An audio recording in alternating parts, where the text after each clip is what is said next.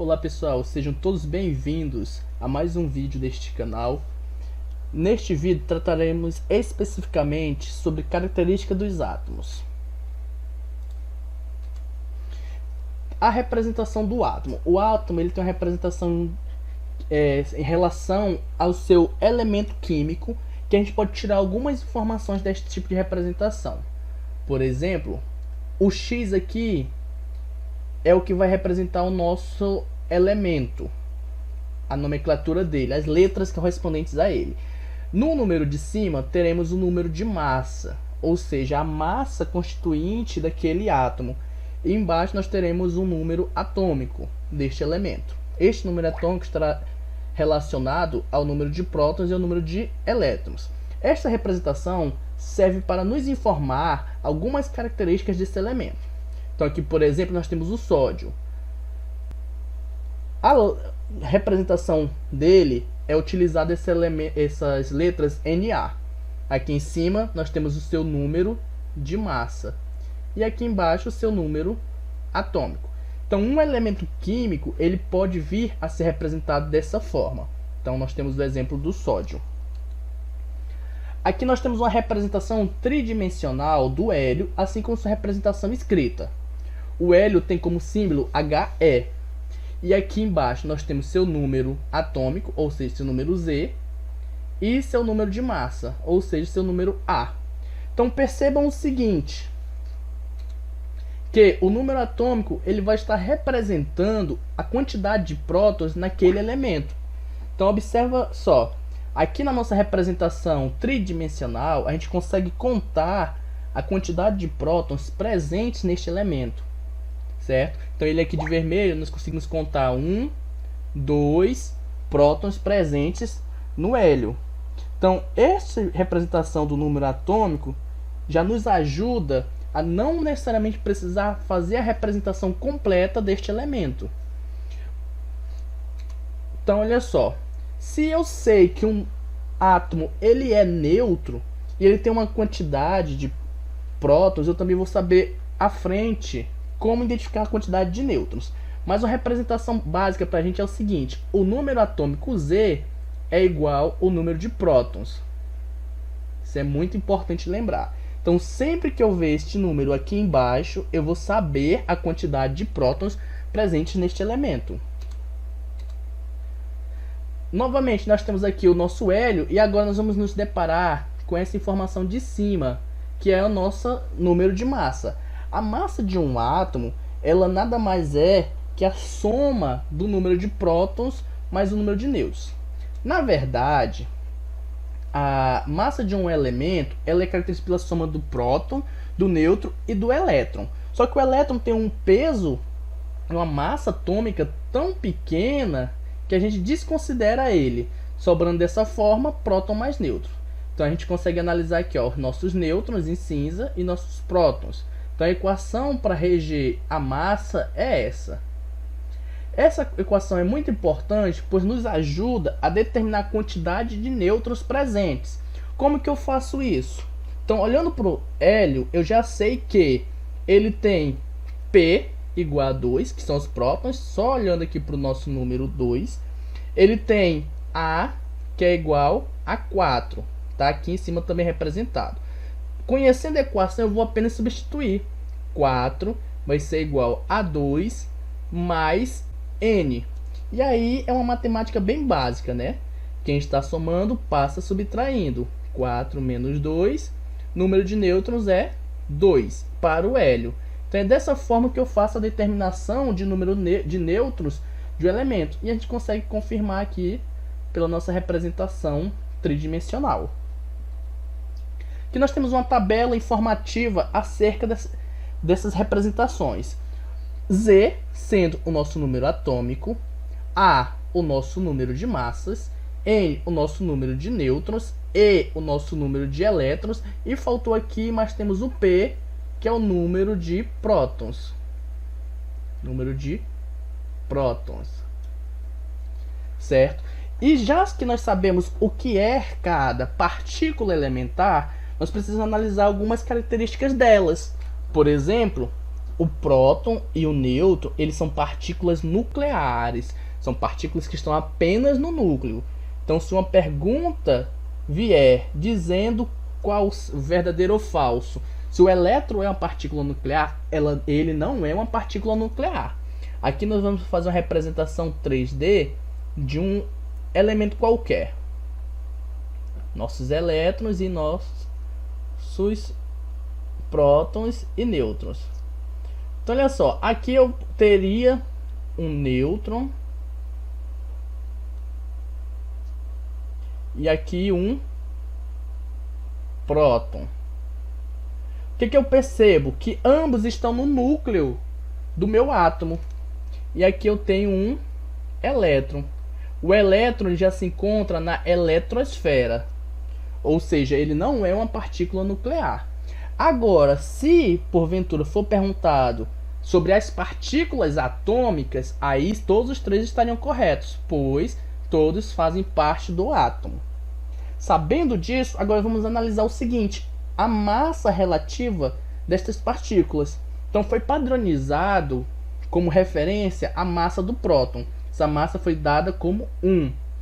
Percebeu-se que também a massa do nêutron é 1. Ou seja, o próton e o nêutron constituem massa.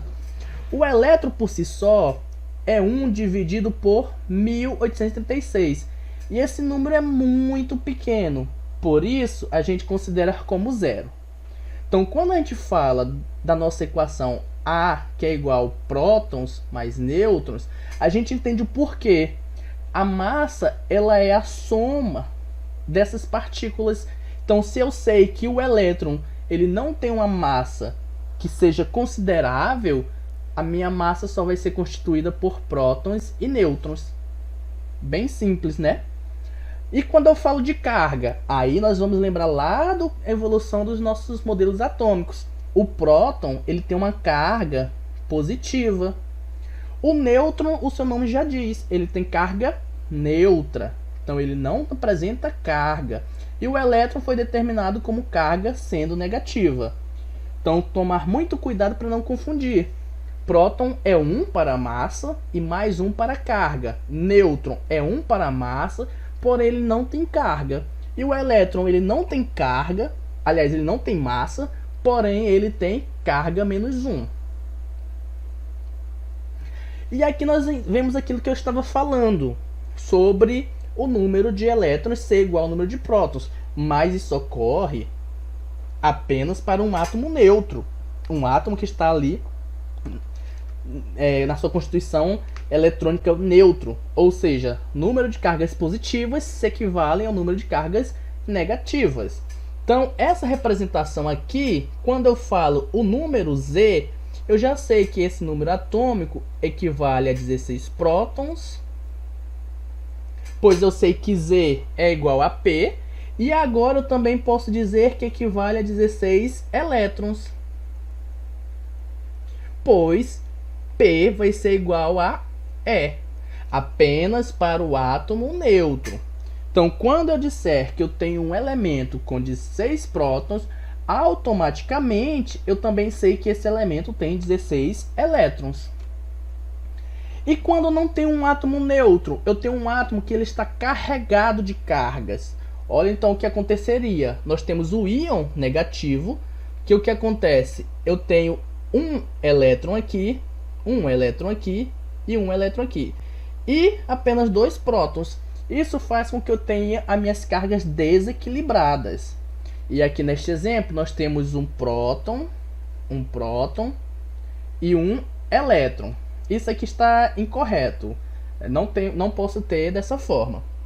Essas espécies carregadas são chamadas de íons. Então, o íon cátion é quando eu tenho uma carga positiva. Olha só como a gente vai tirar essa dúvida. Elétron é negativo, então temos menos 1, 2 elétrons, 3 elétrons. Tenho 3 cargas negativas. E os prótons são minhas cargas positivas. Então, tenho 1, 2, 3, 4, 5. Então, eu tenho mais 5, menos 3. Qual é a carga desse meu elemento? Mais 2. Então, isso me diz que ele é um cátion, um íon de cátion para aquele elemento. O mesmo podemos analisar para o ânion. O ânion são os íons negativos. Então vamos lá. Tem um positivo, positivo, positivo, negativo, negativo, negativo e negativo. Então olha só, eu tenho mais 3 prótons e tenho 5 elétrons, que eu vou colocar menos 5. Isso me diz que a carga desse meu elemento é menos 2, ou seja, ele é negativo, fazendo com que ele se torne um ânion daquele elemento. E como que se comporta esses ânions? Olha aqui mais alguns exemplos. Para cátions nós temos o sódio, Na+, o cálcio, Ca2+, e o alumínio, Al3+. São exemplos de cátions. Detalhe, pessoal, não confundam a numeração que vem aqui em cima com o número de massa. Você pode muito bem ter Na+, que é a nossa carga, o número 23, que é a massa do sódio, e o número 11, que é o seu número atômico. Então esta representação aqui está correta. Então este número aqui está relacionado às cargas. Não confundir as cargas com o número de massa, até porque também não faria sentido. E para os ânions nós temos o ânion de cloro menos, o ânion de enxofre 2 menos e o ânion de fósforo 3 menos. E como que eles se comportam quando a gente analisa esses números atômicos? Para o sódio, o número atômico Z é 11. Ou seja, eu também sei que ele tem 11 prótons. Como eu falei anteriormente, quando o átomo é neutro, ele tem a mesma quantidade de elétrons conforme os seus prótons. Então olha só. Tá, mas como é que eu sei que ele é neutro e ele não está carregado?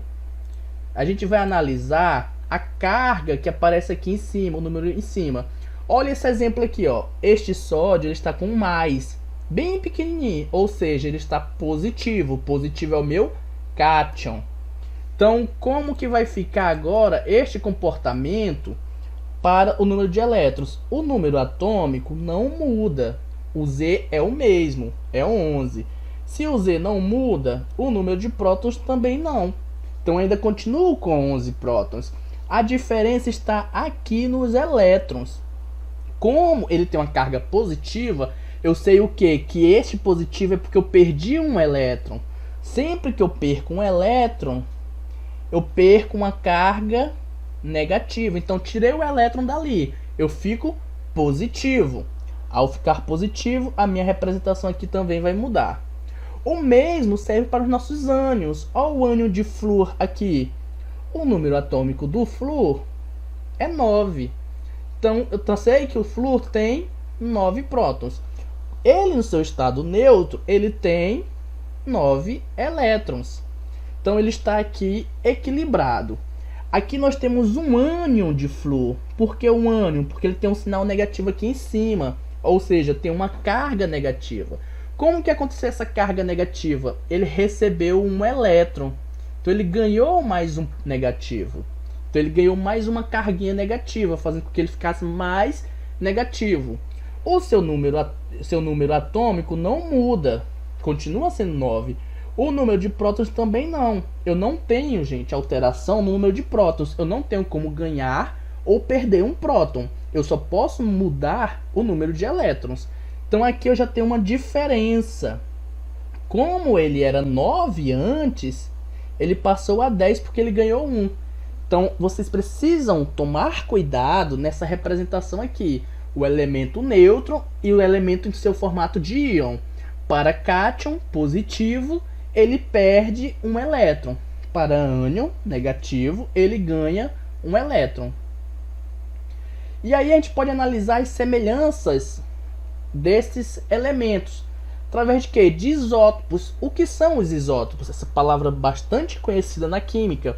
São espécies que possuem o mesmo número de prótons, porém eles têm diferentes números de massa. Exemplo é o que acontece com o hidrogênio. O hidrogênio ele tem apenas um próton. Essa quantidade de prótons não vai se alterar. Ele só pode ter um próton, olha só. O que vai alterar é a quantidade de nêutrons que ele tem. Isso faz com que ele mude a sua massa. Então, olha aqui, eu tenho um próton aqui e um próton aqui. Próton não muda. Só que no formato próton, esse hidrogênio próton, ele não tem neutro. E já que ele não tem neutro, eu sei que a massa dele é 1. Porque a massa é só aquilo que está no núcleo. Então, eu só tenho 1. Para a representação deutérium, ou seja, um hidrogênio que tem a carga, eu tenho a presença de um nêutron, eu tenho massa 2. Por que a massa 2? Porque eu tenho duas partículas no meu núcleo.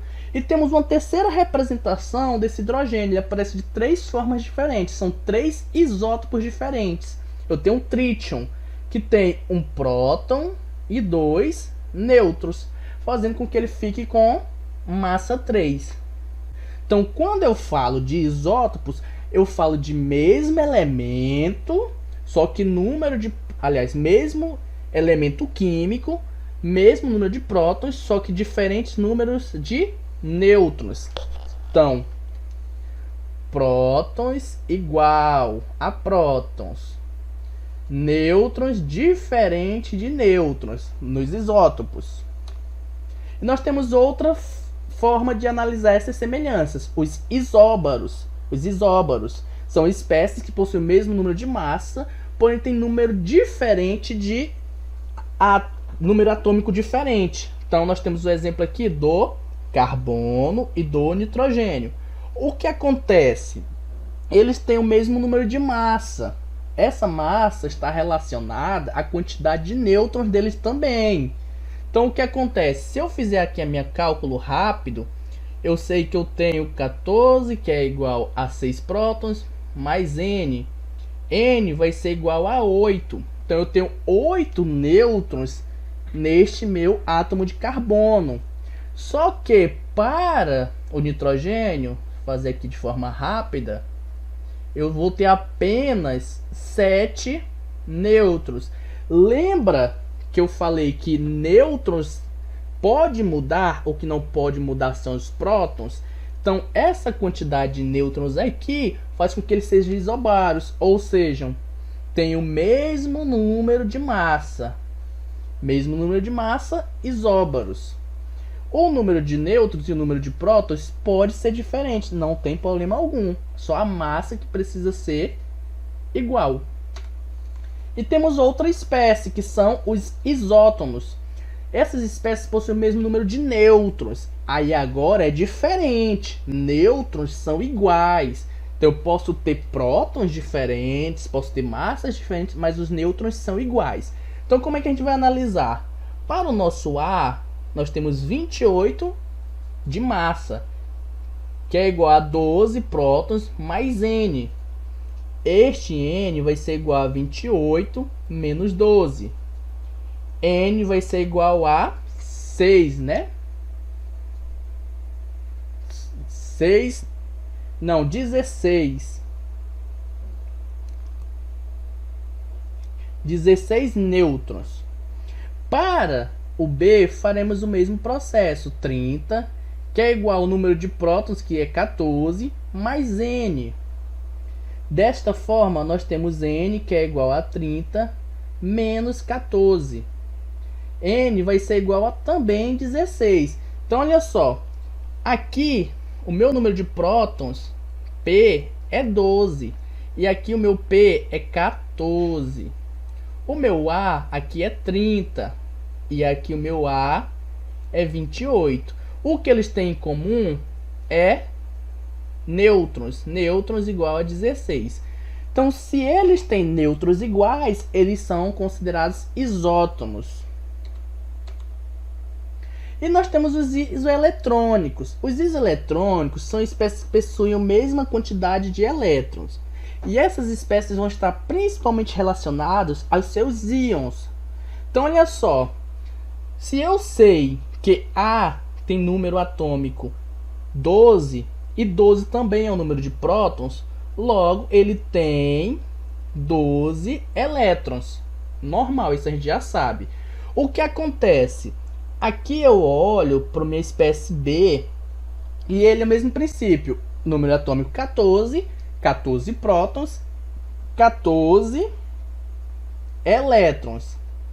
Só que eu também tenho que analisar que ele tem carga. Essa carga está me dizendo que ele está positivo. Positivo, perdeu elétron. Se ele perdeu elétron, eu vou tirar. Então, ó, menos 2. Fazendo com que a quantidade de elétrons neste B seja 2. Aqui no C, mesmo princípio. Eu sei que 10 é o número atômico. Eu sei que 10 é o número de prótons. Então, também vai ser a quantidade de elétrons. E aí eu analiso isso aqui, a carga. Se a carga está negativa, ele ganhou elétrons. Ao ganhar elétrons, ele vou ter que aumentar aqui no meu número. Então, vai ser mais 2. Então, a quantidade de elétrons em C também vai ser 12. E aí, perceba o seguinte. Em A tem o 12. Em B tem o 12. Em C tem o 12 elétrons. Logo, aqui eu tenho um isoeletrônico. E os nossos níveis de energia. Quando eu faço a representação do meu átomo, eu faço os orbitais, né? Esses orbitais são níveis de energia, são níveis energéticos onde eu posso comportar os meus elétrons. Então existem diferentes níveis de energia. Esses níveis de energia são relacionados pelos orbitais, começando pela letra K. Então, o meu primeiro nível de energia é chamado de K. E algumas representações também são por números. Nível de energia 1. O segundo nível de energia é o L, que é o segundo. O terceiro M. O quarto N. O quinto O. O sexto P. E o sétimo Q. Então, essa é a representação dos orbitais lá de Born. Então, foi dado letras para esses orbitais de forma que pudesse representar nossas posições onde vão colocar esses elétrons. E agora nós vamos aprender sobre esses números, sobre os elétrons, como se comportam. Dentro daqueles níveis, nível 1, 2, 3, nível K, L, M, N, a gente tem subníveis, ou seja, subcamadas. Então, no primeiro nível, a gente pode ter uma determinada subnível. Neste caso, o subnível S. E aqui nós temos essa representação. O S pode ter até 2 elétrons. Então, este subnível ele só recebe 2 elétrons. O subnível P recebe 6 elétrons. O subnível D recebe 10 elétrons. E o subnível F, 14 elétrons. Cada camada pode ter mais de um subnível. Ela não precisa ter apenas um. Contudo, a primeira tem só este subnível. A partir daí, a segunda em diante, pode ter mais de um subnível. Então, olha só como se comporta. Eu vou analisar a representação de cada camada. Esta é a distribuição eletrônica, também conhecida como distribuição de Linus-Pauling. Aqui na primeira camada, eu só posso receber 2 elétrons. E aí, esses 2 elétrons estão dentro do subnível S.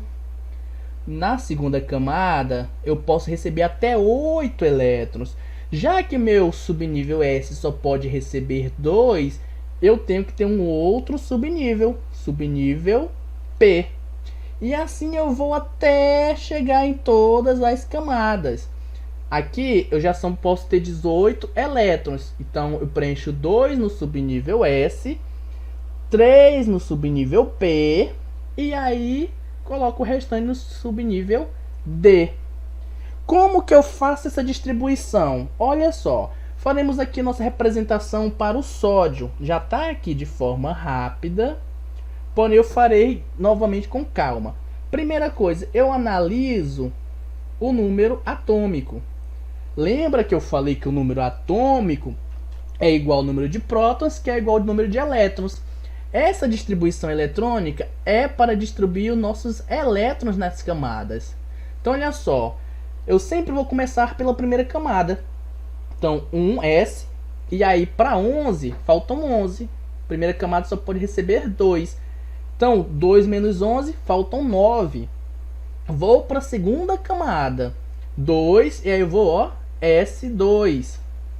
Então, agora já tenho 4 elétrons distribuídos. Esses 4 elétrons ainda não formam os 11 do nosso sódio.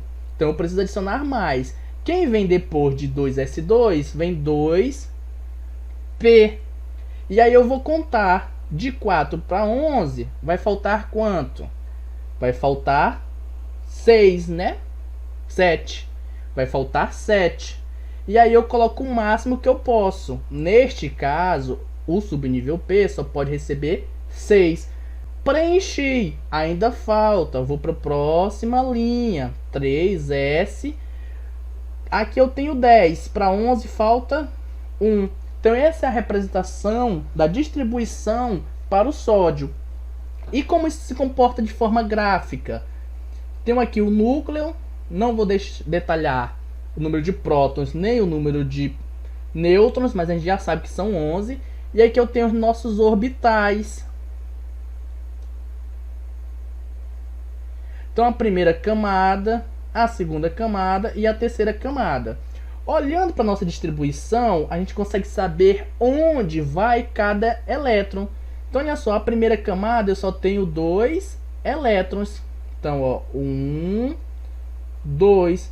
2 elétrons orbitando a primeira camada. Na segunda eu tenho 2 mais 6. Então eu tenho aqui 8 elétrons. 1, 2, 3, 4, 5, 6, 7 e 8 elétrons. E na terceira camada eu tenho apenas 1 elétron. Então, fiz a representação. Esta é a representação do nosso átomo de sódio. Ou seja, tridimensionalmente, nos orbitais, ele vai ter 3 orbitais e essa quantidade de elétrons distribuídas. Ah, eu poderia colocar mais um na primeira camada? Não, eu tenho que seguir essa regra. E a regra nos diz o seguinte, que a contagem é feita de cima para baixo. Então, eu primeiro preencho este orbital, depois esse, esse, e aí passo para esse aqui. Tecnicamente, a gente ia pensar o quê? Não, vou preencher o 3D10. Só que olha a nossa representação da linha. Quem vem depois do 3P6 é o 4S2. Aí eu volto de novo para o nosso 3D10. E aí volto para o 4. E aí depois vou para o 5. Só aí que eu volto de novo para o 4. Ou seja, eu tenho que seguir essas setinhas. Na dúvida, você pode fazer as setinhas. Aí eu vou para o 5P6. Depois vou para o 6. E aí volto de novo no 4. Por quê? Nesta linha aqui, no quarta camada e na quinta camada, eu tenho todos os subníveis. E aí eu faço a minha representação seguindo essa regra. Então são 19 etapas para você fazer a distribuição de todos os 118 elementos da tabela periódica. Basta você seguir essa regra. Então você pode fazer aqui, ó, 1, 2, 3, 4, 5, 6, 7 e fazer um S2 até o 7S2 em todas. Depois o P6 na segunda até a sétima e preenchendo do ladinho ali para você usar como cola. E aí o que você vai fazer? Olha só, vamos fazer o nosso cloro. Qual é a distribuição do cloro? Já está aqui, mas vamos fazê-la de novo. O cloro é 17. Cloro 17. Então eu vou, ó, 1S2. Olha aqui, ó, o primeiro. Depois 2S2. Oh, o Goku tá bem na frente. Aqui o segundo. Depois do 2S2, eu vou pro 3S2? Não, eu vou aqui, ó, pra cima. 2P6. E aí eu volto pro 3S2. 3S2. Posso ir para o 3p6? Posso. Então, ó, 3p. Vou colocar 3p6? Não, por quê? 2 com 2, 4, com 6, 10, com 2, 12. 12 para 17 faltam 5. Então eu vou colocar P5. Por quê? Eu posso ter no subnível S, S1 e S2. E no subnível P eu posso ter P1, P2, P3, P4, P5 e P6. Até a quantidade de elétrons no máximo 6. Então aqui eu posso colocar até 6 elétrons, não posso colocar 7. No D eu posso colocar até 10. E no F até 14. Não posso passar disso. Posso colocar menos. Ah, eu posso colocar 0? S0? Também não. O 0 aqui não vai existir. Então essa é a nossa distribuição. Para entender ela, basta você praticar. Outra forma de ver, olha os nossos níveis. Eu começo aqui com S, aí opa, faço a volta e vou fazendo isso até completar. Dessa forma eu consigo ver o seguinte, que na minha primeira camada eu posso ter até 2 elétrons. Na segunda, 8 elétrons. Na terceira, 18. Na quarta camada, 32 elétrons distribuídos em 4 subníveis. Na quinta camada também 32. E aí vai baixando 18 e 2. Até determinarem. Na verdade aqui não é 2. Essa imagem está errada. Aqui é o 7p e são 8. Até encontrar os elementos. Conforme a gente for encontrando mais elementos na tabela, quem sabe venha a surgir um 4S aqui. Um 8S, né? Quem sabe? E aí nós temos aqui novamente um resumo para você observar. Na camada K, que é a camada 1, 2 elétrons, 1 nível. A camada L é o segundo nível, 8 elétrons. E assim sucessivamente. É o mesmo que nós vimos no slide anterior. Só para reforçar. E lembre-se, sempre de cima para baixo. A ordem. Então terminei o meu 4S2, vou para o 4P6? Não, eu vou lá para o 3D10. Aí eu vou para o 5S2? Não. E aí eu vou seguindo essa ordem até completar. Esses subníveis, eles servem para determinar a posição na tabela periódica. Essa posição a gente vai analisar com mais calma quando a gente estiver falando de tabela periódica. Mas aqui a gente vê o seguinte, que os elementos do bloco representativo, eles estão aqui todos no orbital S, ou seja, tem apenas um subnível. O que eu vou ver? Que eles se encontram nesta parte da tabela. Aqueles que terminam com P se encontram aqui. Aqueles que terminam com D aqui e os Fs aqui. Isso a gente vai detalhar mais quando estivermos falando de tabela periódica. Então, gente, é isso nesta aula sobre números atômicos, sobre características, sobre nossos prótons, nêutrons e elétrons. Na próxima aula a gente falará um pouquinho sobre a tabela periódica, também suas propriedades periódicas e as propriedades aperiódicas também. Vejo vocês na próxima aula. Até mais!